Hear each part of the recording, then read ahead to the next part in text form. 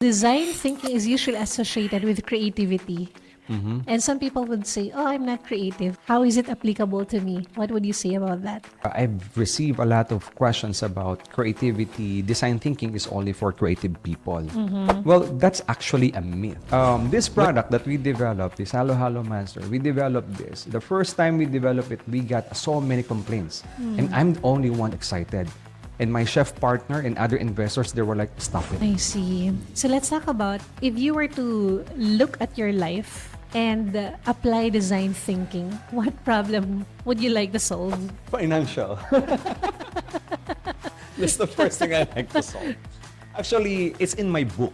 It's in my book, the Done in 60 Minutes, or Okay. D60 book. When I was young, I'm so ignorant about life. I'm trying to solve a lot of things. When I applied design thinking and applied the affinity mapping, it's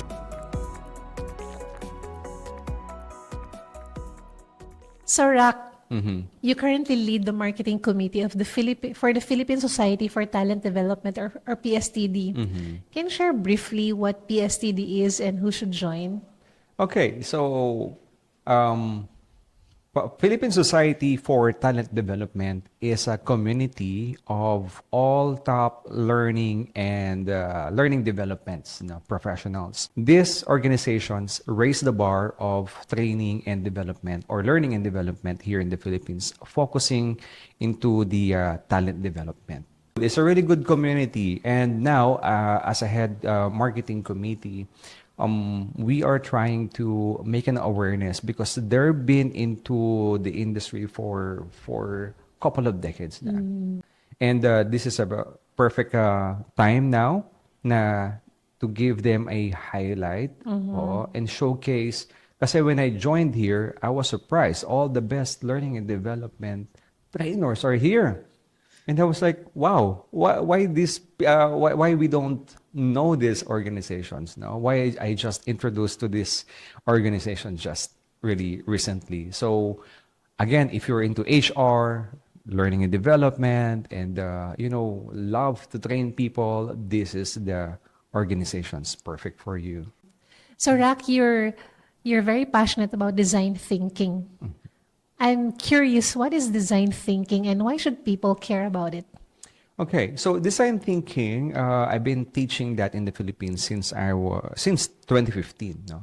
In fact, to give you a backstory before I give the definition, way back when I was a creative director at one of the biggest retail in the Philippines, I've been using the term design thinking. So when I use design thinking terminology, most of my office mates made fun about it. Because I'm a creative director and design thinking, they thought it's only for creatives. They will say, design thinking again, don't mention about design thinking. Why don't you finish the job? And I was like, design thinking is actually a methodology. So, Sha, design thinking is an art of problem solving. Yeah. Design thinking is usually associated with creativity.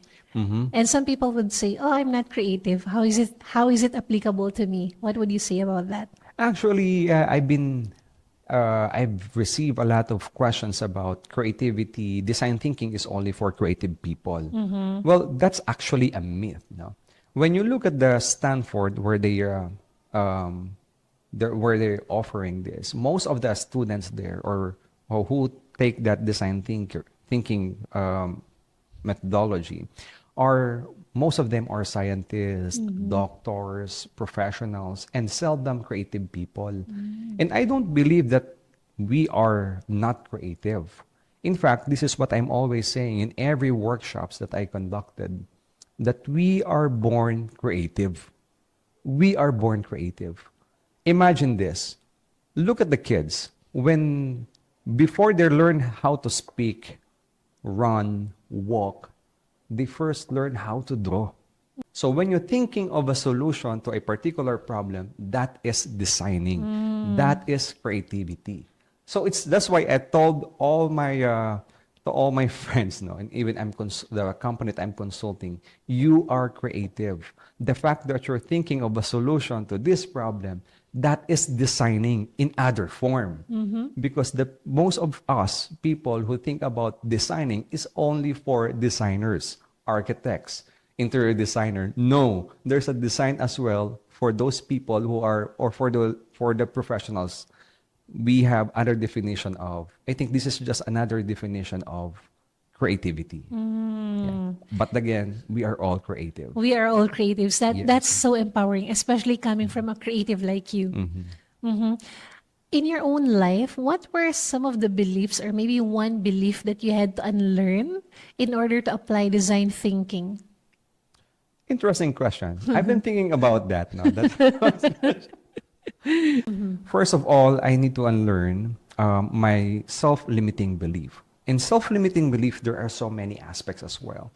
But one of that aspect is the fear of failure.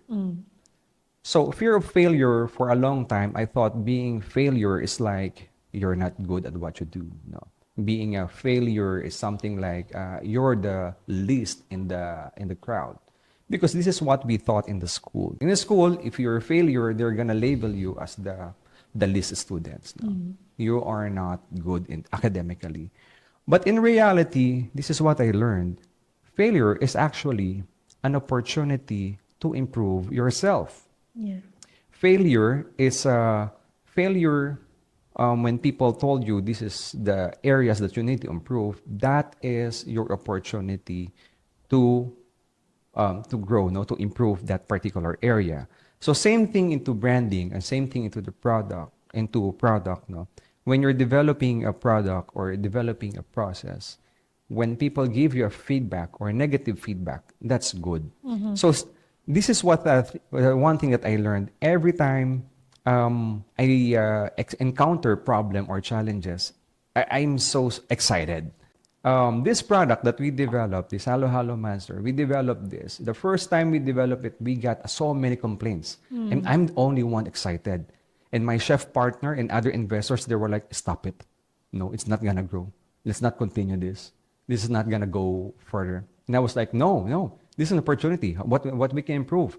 The texture, the sweetness, and then the servings. And we need to solve the ice as well. So there's so many things. I was so excited. And we solved it eventually, little by little. And you know what? We improved the product. And now we're ready to go out in the market.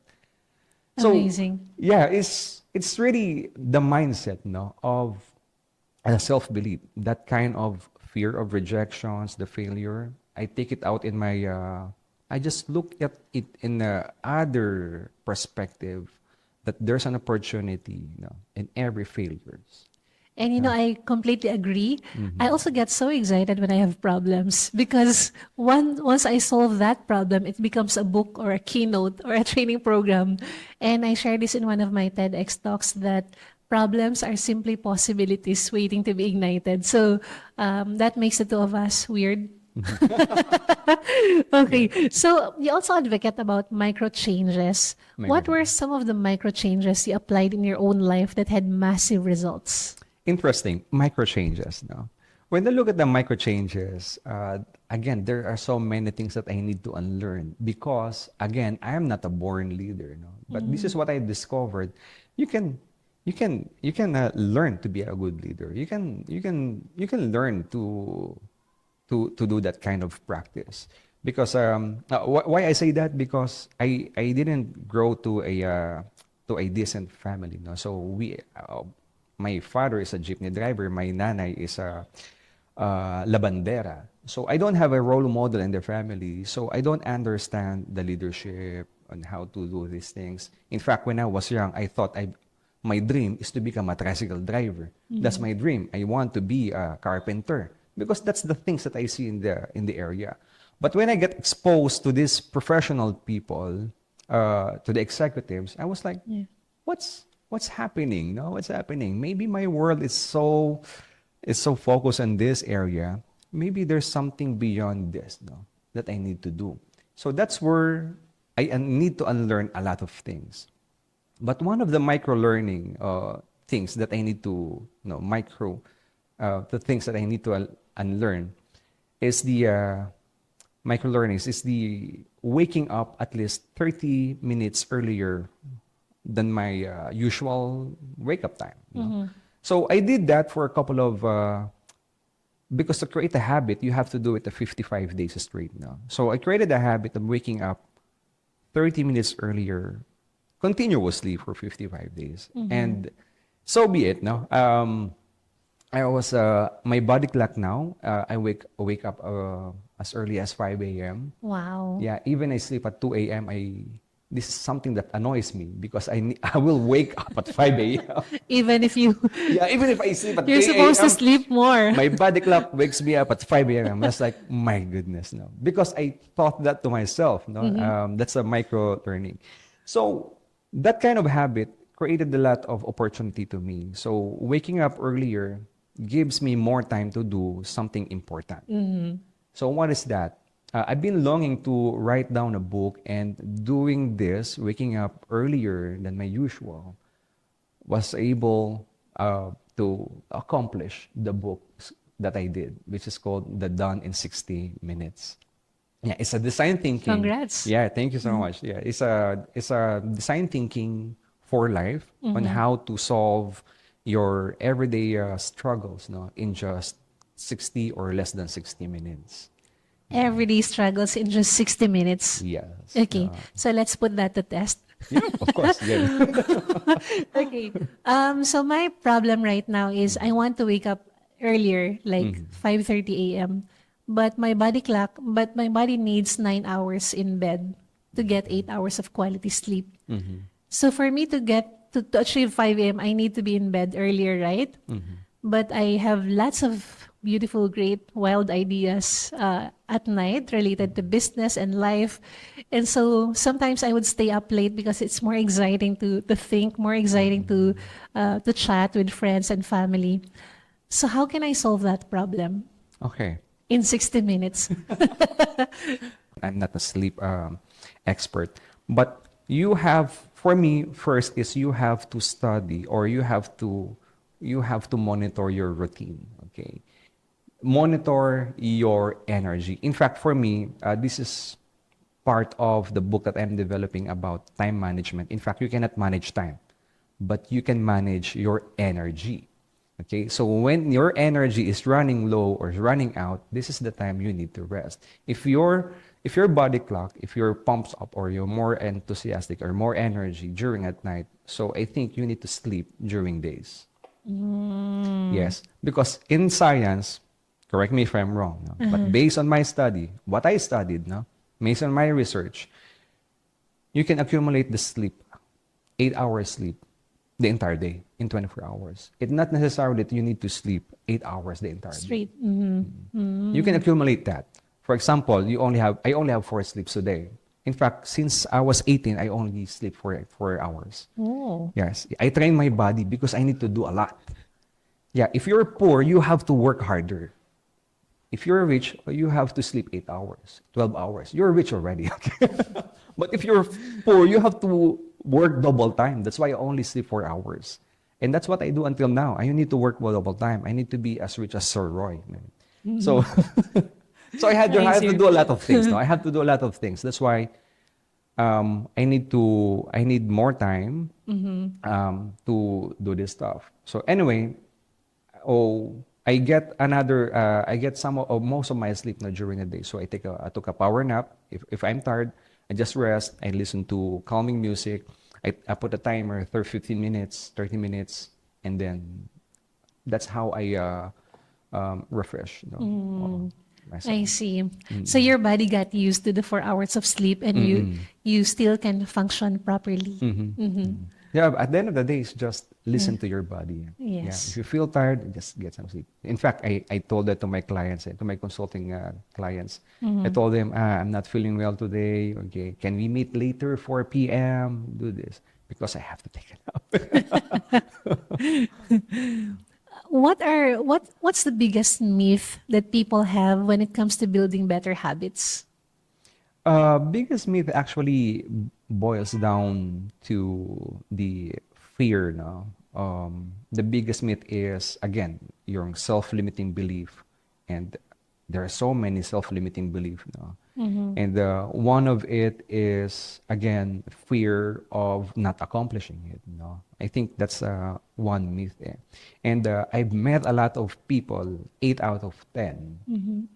They have this kind of self-limiting belief that I cannot do it. I think that's one belief that, how do you say it? It's 80-20, no? It's a Pareto's principle. 80% of negativity is actually came from you, comes from yourself. I think the first thing that we all need to understand is self-awareness. You need to be aware.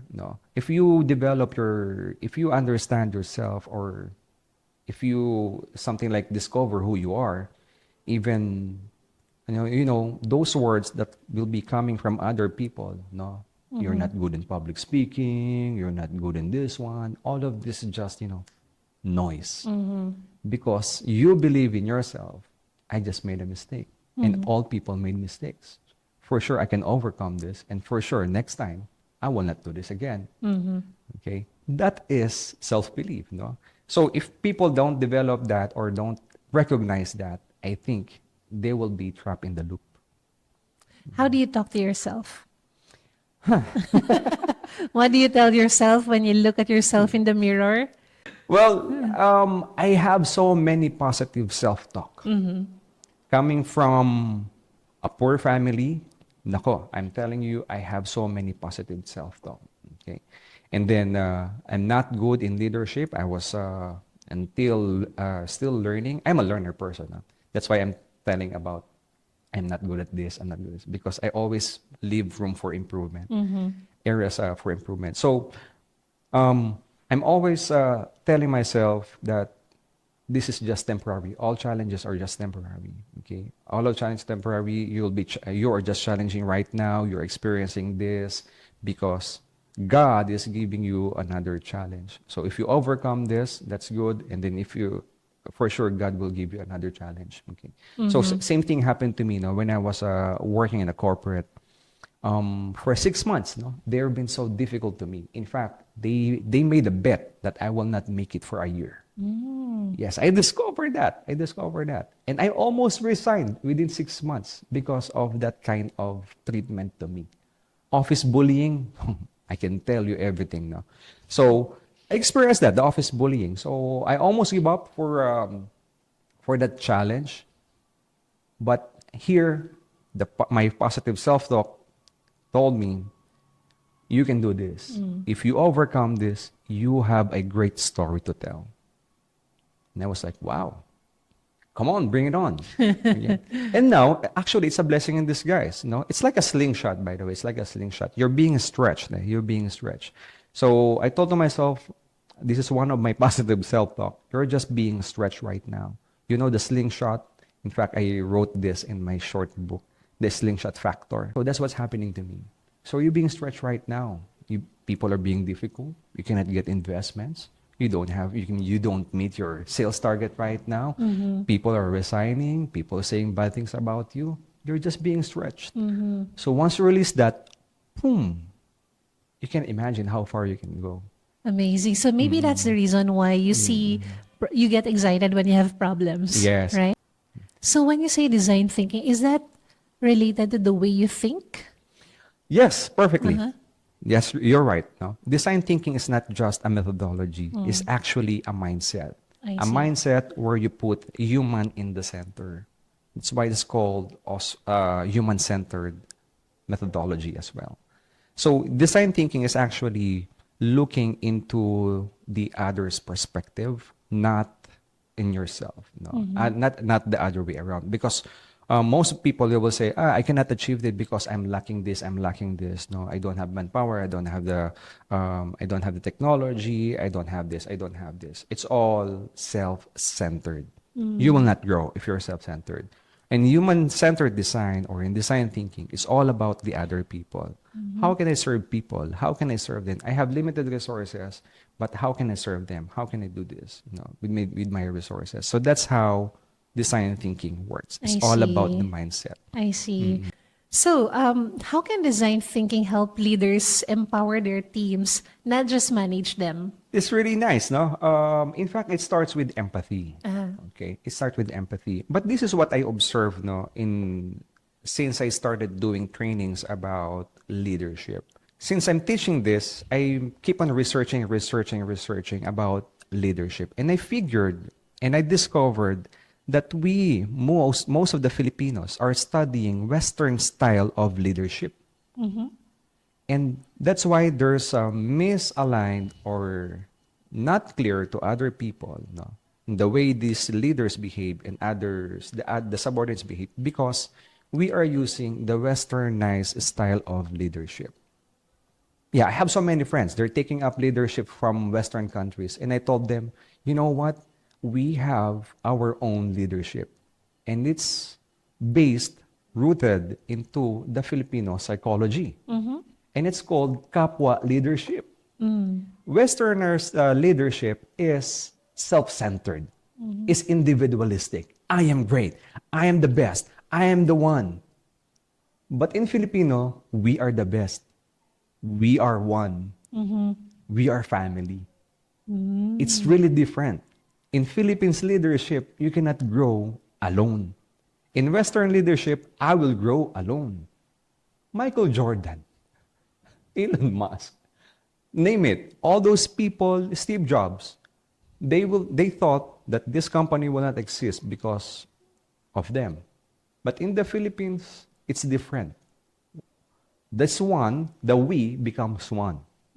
That's the leadership. And that is empathy. That is empathy.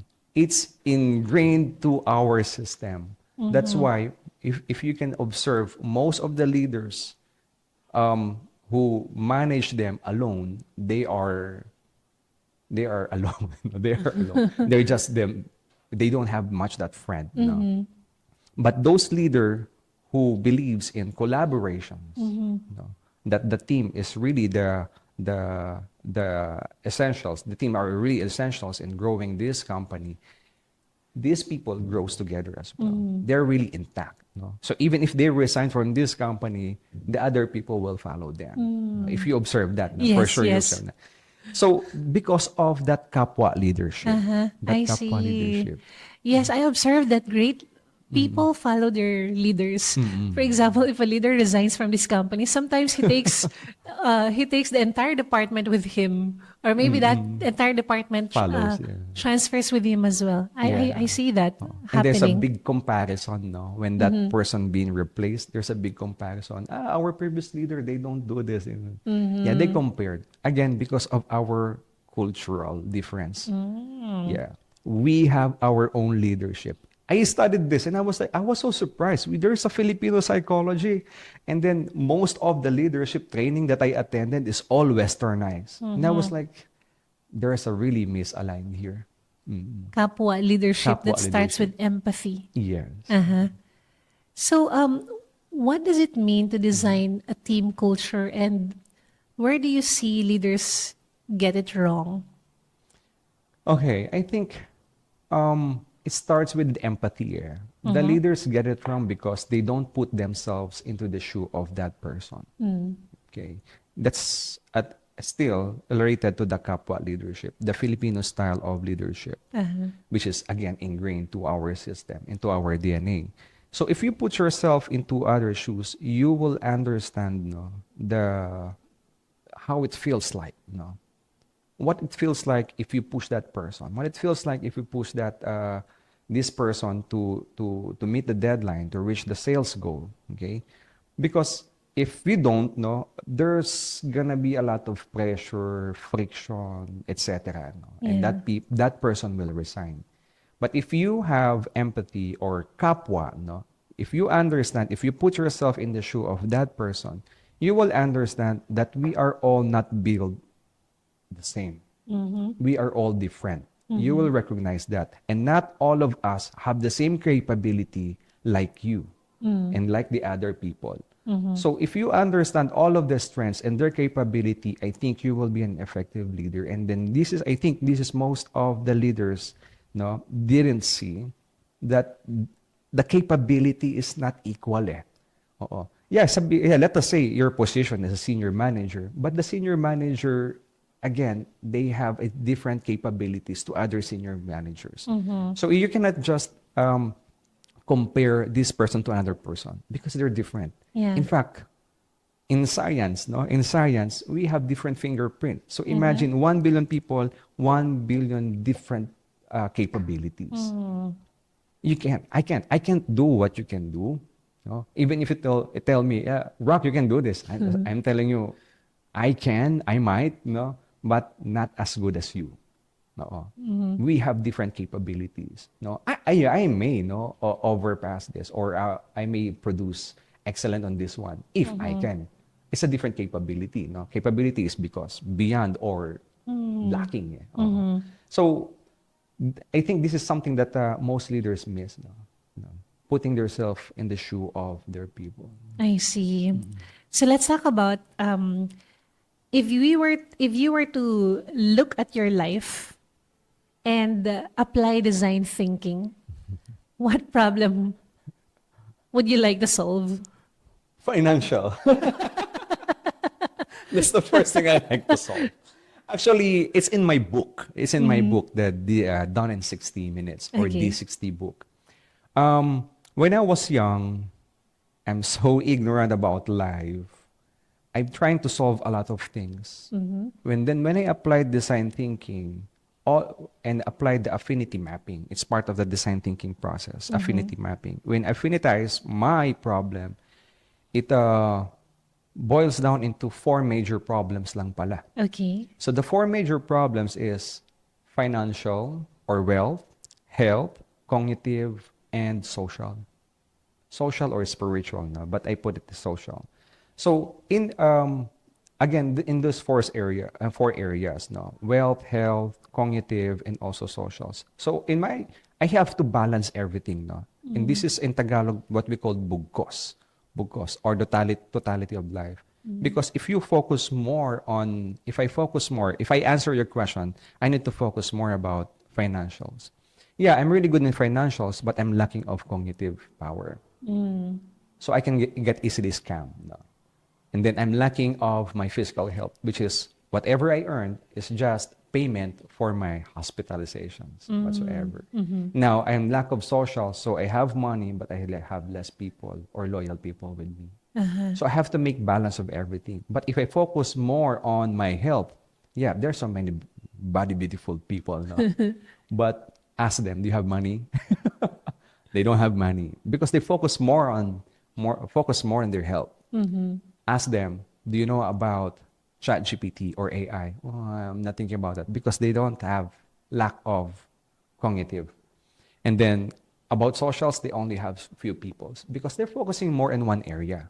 So again, these four areas are really essentials in life, you know, which is you have to make balance. That's why I have circle of friends and then different people, no, different groups. No. I have a spiritual circle of friends.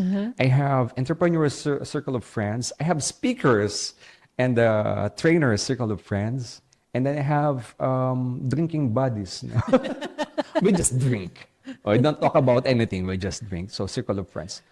And that's make everything in balance no, in my Yes. life. That's why for me, I think if you're gonna ask me again, no, if I zoom out, what should I focus? I think I should focus in this bugkos, no, in four areas: wealth, health, cognitive, and social.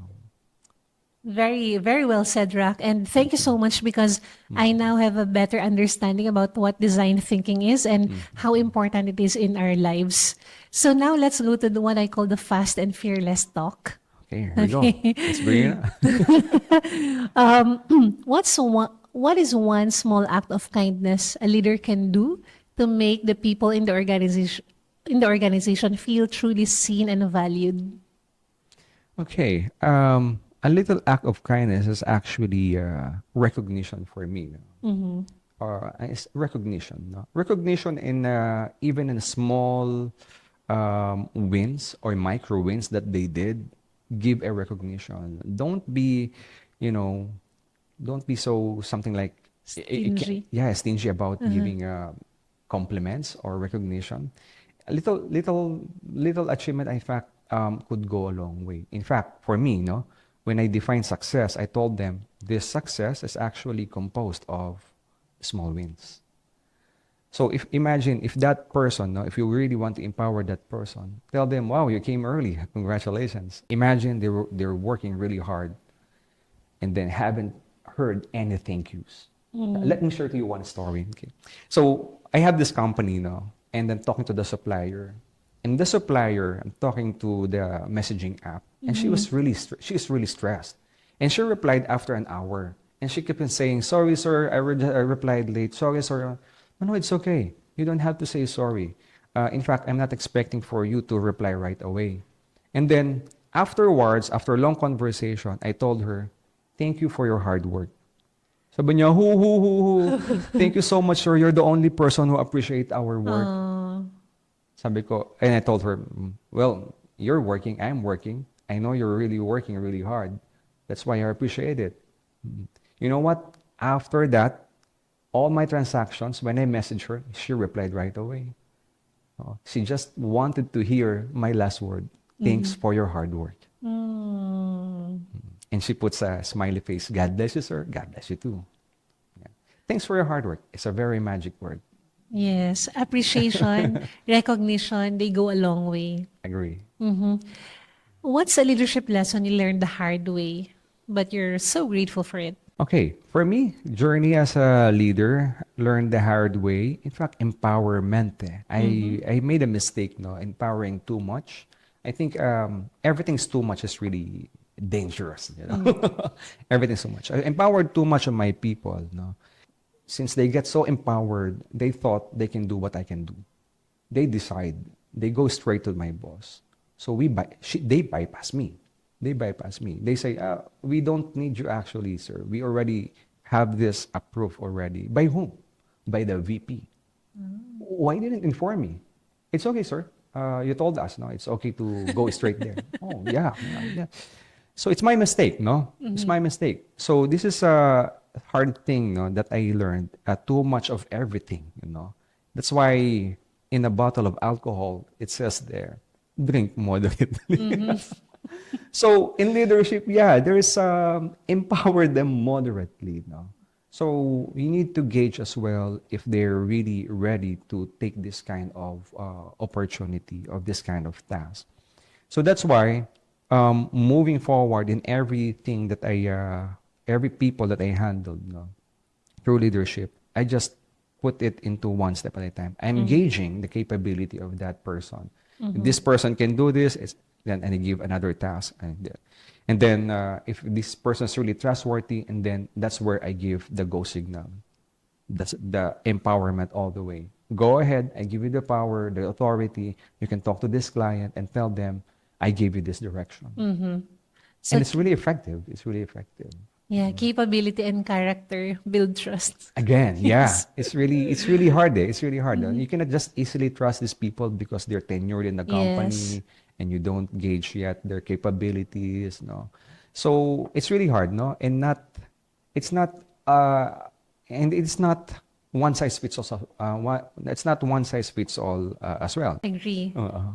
Imagine that every leader in this world is listening to this podcast right now or tuning in, watching us for 60 seconds. What is one message you would like to say? Okay, it's, one message: fail fast, learn faster.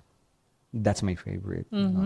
Because again, as a leader, it's really crucial for us to make mistakes. But again, for me, make mistakes now, rather than sorry later. Okay, so in developing a project, a brand, and anything, you have to fail now. If you keep on waiting for it, imagine if you waited for 3 months to develop this or to launch this product, you wasted already 3 months. Right. But if you do that right now, and then after that 3 months, imagine the iteration in that 3 months. And imagine the development of that brand in 3 months. It will go really, really far. I love that. So we're almost done. We're about to wrap up. I have 2 bonus questions for you. I thought it's done. Okay, go ahead. Okay. One is, what made you decide to say yes to guest on the Fearless Possibilities podcast? Yes, number one, you're my friend, of course. I cannot say no to you. Yeah. And then Thank you. Fearless Possibilities. No, I love the title, Fearless. And I was like, oh, wow. I think most of the people who are invited here are fearless, and I think they need to. I want to share my wisdom. No, I want to share the little wisdom that I have, and I hope these people could learn something new to me. Thank you. And you've been so generous in answering my curious questions. Now I'd like to give you the chance to ask me a question. Okay, the question. You're doing podcast, so I'm curious. What's your strategy? What's there? I know Sha Nacino doesn't move random. No, I know Sha Nacino is a strategic person. What do you have in store? Okay, so the reason we're doing this, you're right about being strategic. That's my number one strength. The reason why we're doing this is, of course, number one, to give value to the leaders, because the leaders are the ones giving me business. So how can I give back to them? So through this. Number two, I really love talking to world-class leaders and game changers like you. And so we're doing this. Number three, I want to serve more organizations through my keynotes and workshops. And what we noticed is that if the decision makers were the ones who saw me speak, and now they're making inquiries to invite me to speak, and we asked them, are you considering another speaker? Almost 100% of the time, they would say no. But if the person who heard me speak is for example, the gatekeeper or the manager, and they're trying to sell me to the decision maker, most of the time we don't get the engagement because these decision makers don't know me. And I can perfectly understand where they're coming from. Of course, you need to hire someone you know and you trust, right?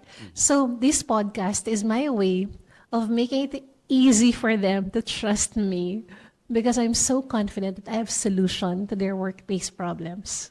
So you made a really, really good or sound solution, and then you executed it, and the possibilities is endless. Wow. You did Thank you, Roq. So I'm a design thinker. Of course, we are all design thinkers. We are all problem solvers.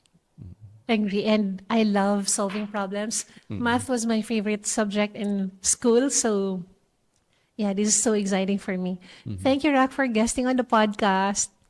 It's a happy to help, and thank you as well, no, for inviting me here in your show.